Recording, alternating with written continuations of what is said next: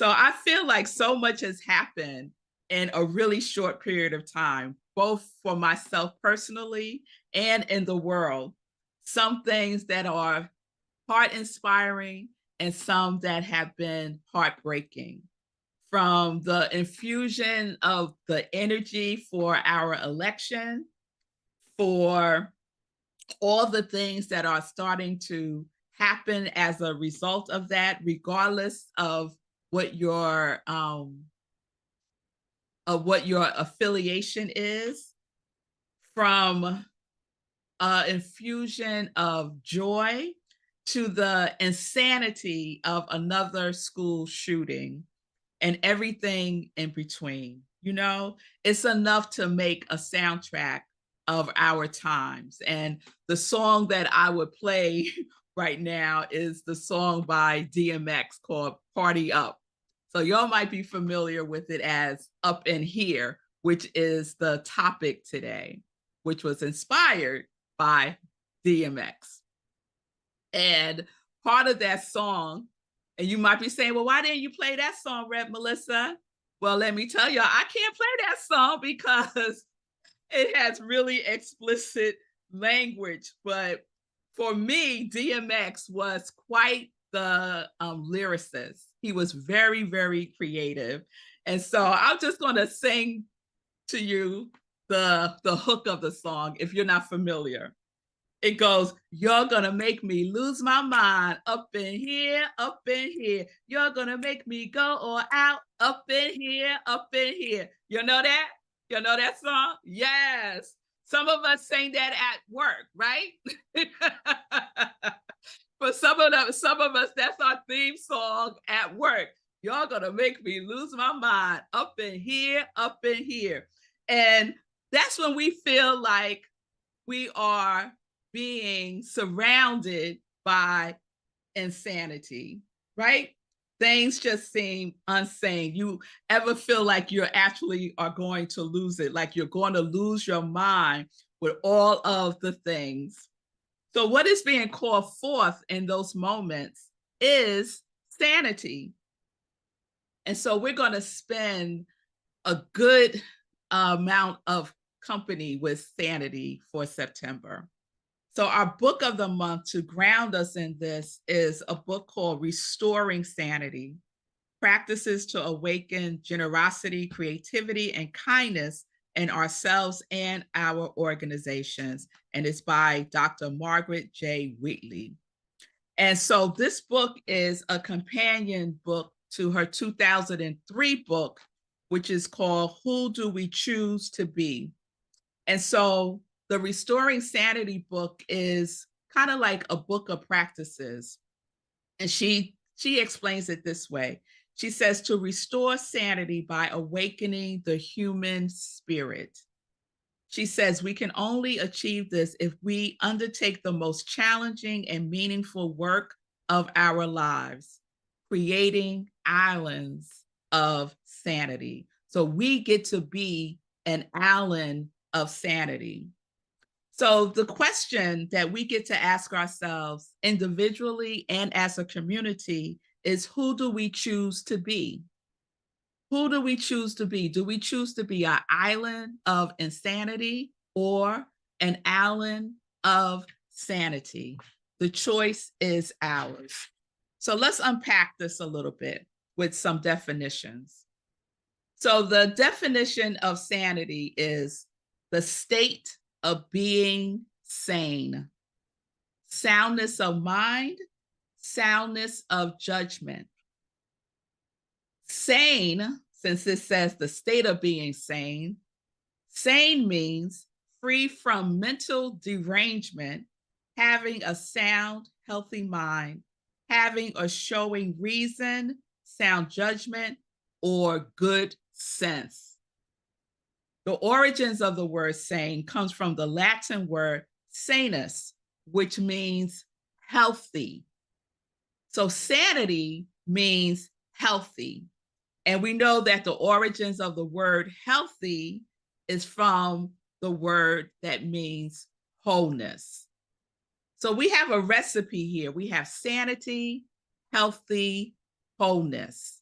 So I want you to hold on to that this month. Sanity, healthy, wholeness. Can you repeat that with me? Sanity, healthy, wholeness. All right. So the essence of sanity is wholeness. So what is the essence of insanity? Insanity is the disorder of the mind.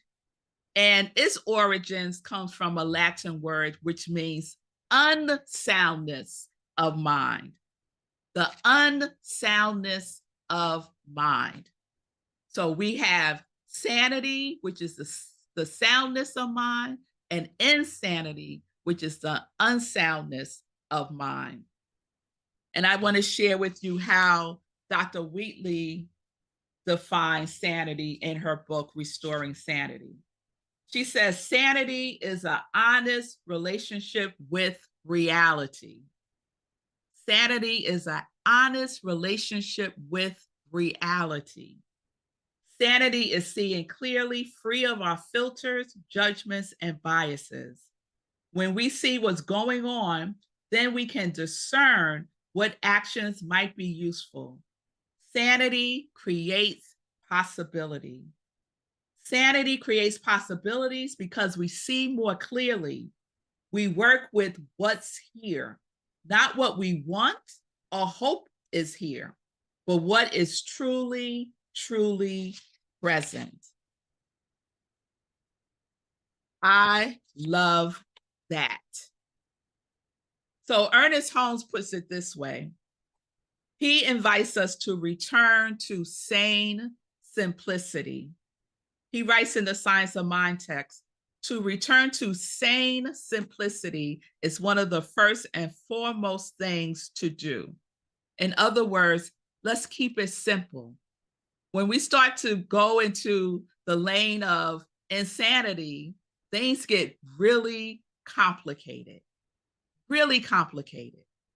And we get to choose to keep it simple through sane simplicity.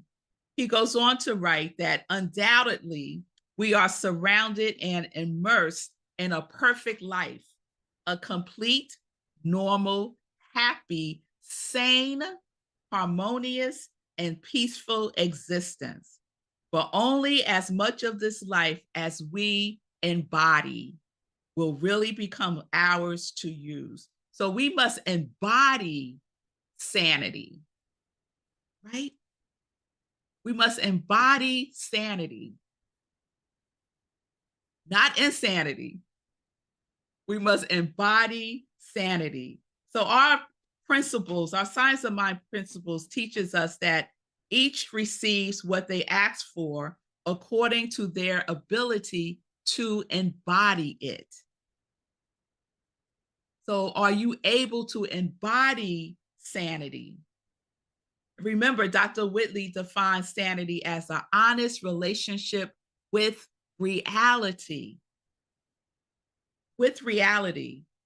So recently, I was not having an honest relationship with reality, which would be an indication that I was not embodying sanity. So what had happened was, as many of you know, my Aunt Marion recently made her transition. And it's been very challenging for me, to be honest.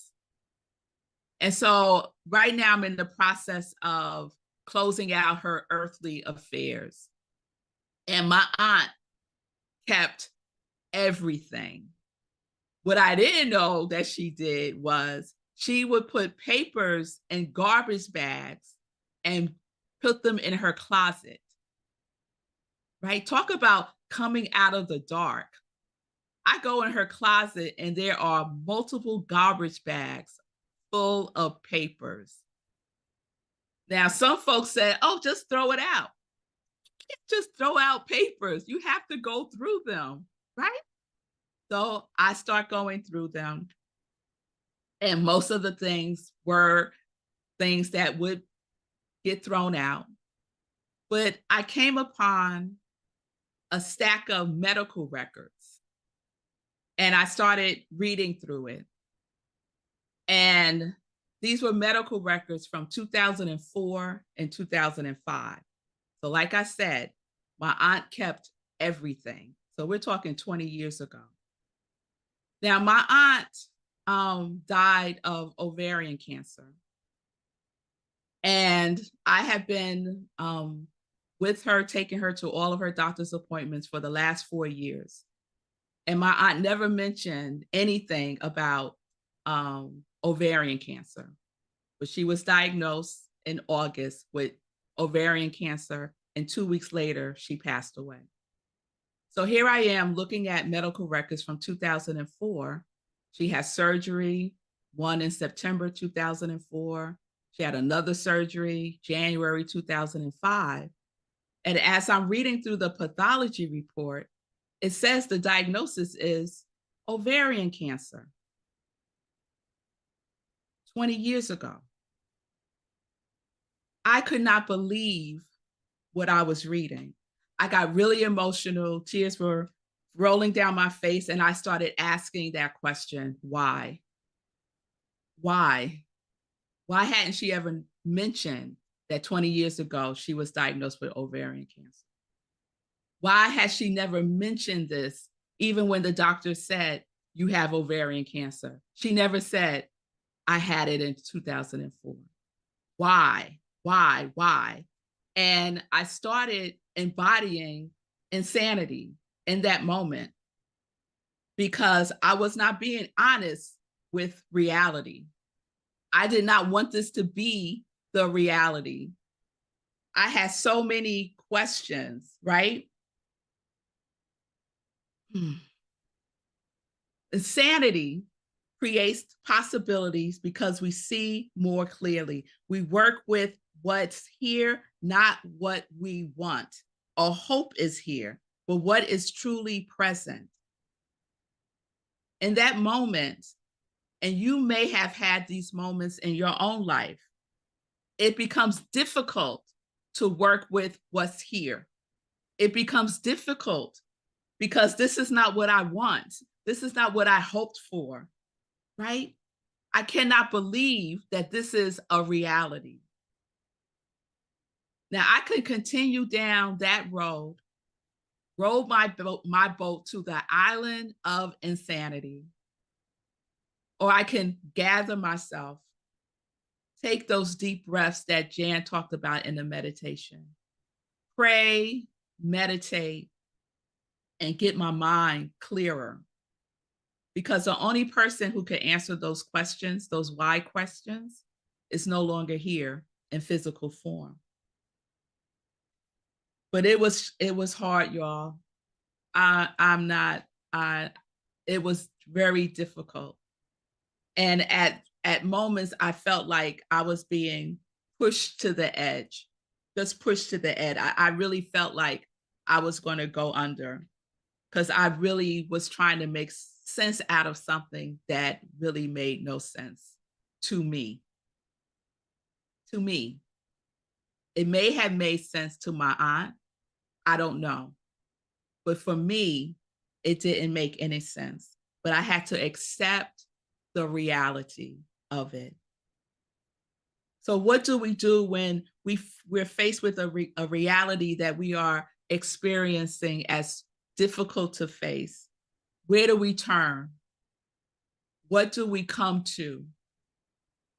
And so that day, I came home and I got my Science of Mind text, and I just opened it up to a random page. And I do this often when I really feel like I'm going to spiral somewhere that I don't want to go.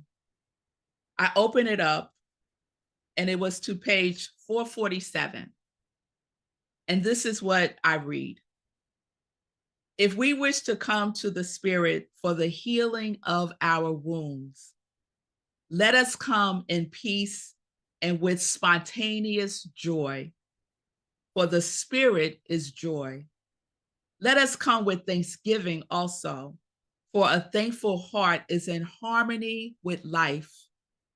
But we must come in quiet confidence with an open and receptive mind, a believing heart, naturally, sanely, and expectantly. In this way, we are entering the portals of reality clad in garment of righteousness. I said, what? Ernest Holmes?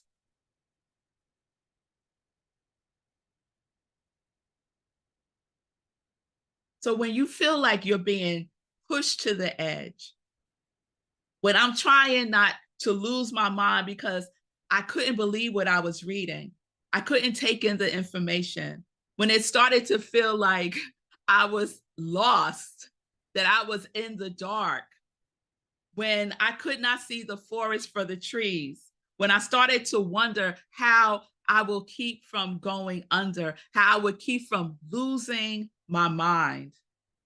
When you have you're going to make me lose my mind up in here experience, it's time to go. It's time to go to the upper room. It's time to go to your inner sanctuary. It's time to transform that low vibration of you're going to make me lose my mind up in here, to the higher vibration of up in here of your higher consciousness, up in here in your Christ consciousness. How do we come?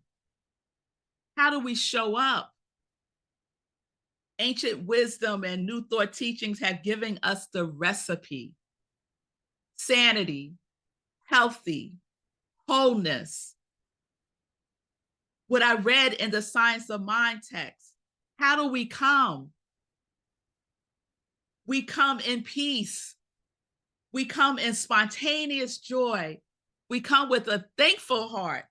We come with an open and receptive mind. We come with a believing heart. I ask y'all to repeat and remember the recipe. How do we come? We come with sanity, with health, with wholeness. We come naturally as our true nature. Ernest said, and the spirit is nature of wholeness, is ever ready to take you in its embrace and make you whole again. Make you whole again. So how do we come? We come sanely. How are you coming? How are you coming? Are you coming as an island of sanity?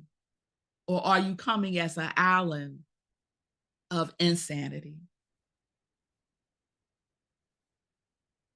We get to choose.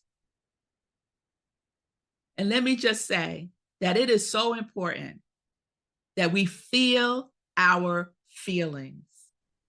It is so important that we not stuff it. It's so important that we get support when we're going through challenging times. It's so important that we remember our spiritual practices. It's so important that we reach out to each other and that we accept help. And it's so important that we are honest with reality. That is how we embody sanity. So we're going to keep going. Next Sunday, we're going to talk about an island of sanity, being an island of sanity in our collaborative service with UUCR next Sunday. So I want to close this with a story from the book Restoring Sanity. So Dr. Wheatley shares this practice that Native Americans did. And this is what she says. Native Americans did healing practices for the colonizers who broke their treaties with indigenous tribes. They knew that such people must be insane because they were not in touch with reality. And so they prayed for those crazy people. So guess what, y'all? we get to pray for those crazy people too. We get to pray for those who are not honest with reality.